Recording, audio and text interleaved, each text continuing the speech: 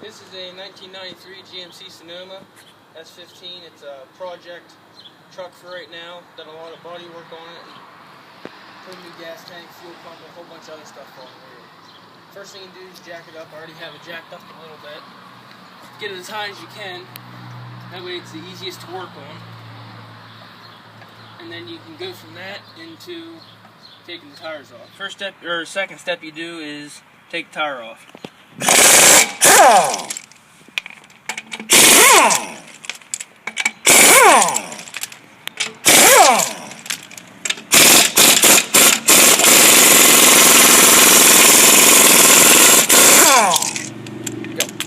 The next step is to take the drum off.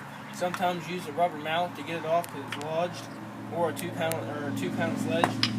But this one's pretty loose because I've already had it off recently.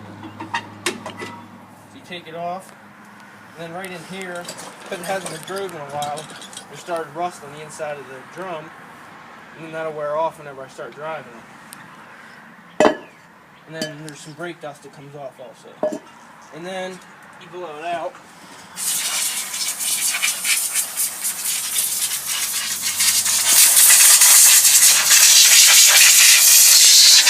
The next step is to take the spring off the bottom that keeps it tight on the bottom, and then that'll come off with the star adjuster right there that tightens or loosens the brakes.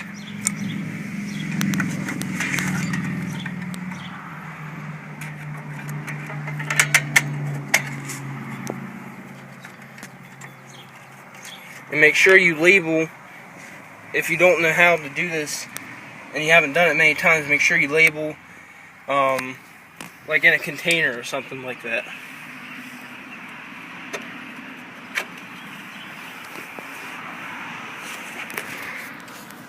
Next step is to take this retaining spring right here that holds on to the brake shoe and connects up here by the wheel cylinder off.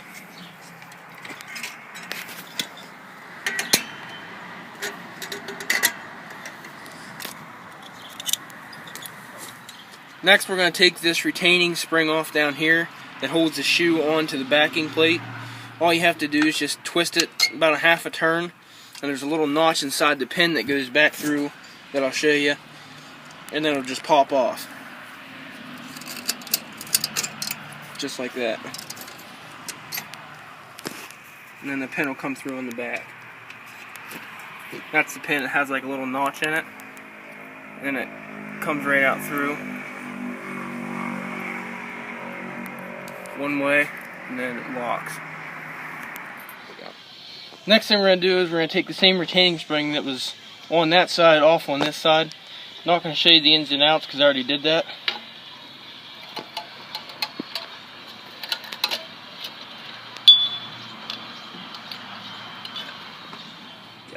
Next thing we're going to do is we're going to take the spring off that's on the top of the brake shoe. It's a little tricky sometimes.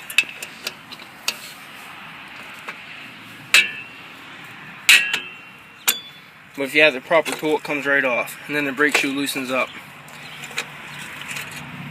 And then that part of the brake shoe's off.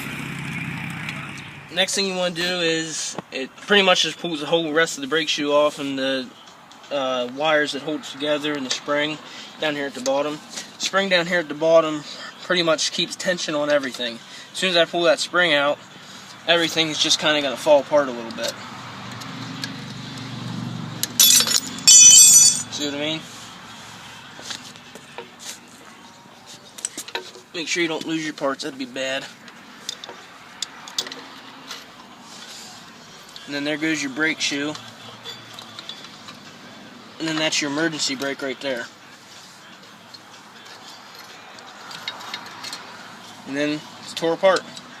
The reason you would take your rear brake shoes off is because either the brake shoes are getting worn down, or your wheel cylinder here is leaking around these seals, and then it would show a wetness around it.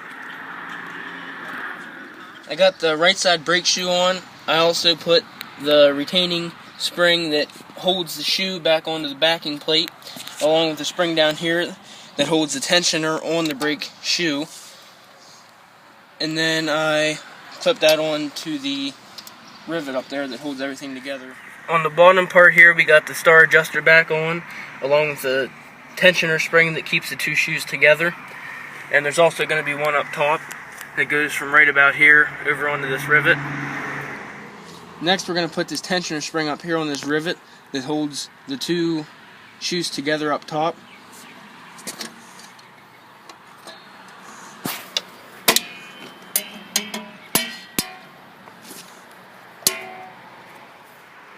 And that's the brake job all done, put it back together, and all the tools put away.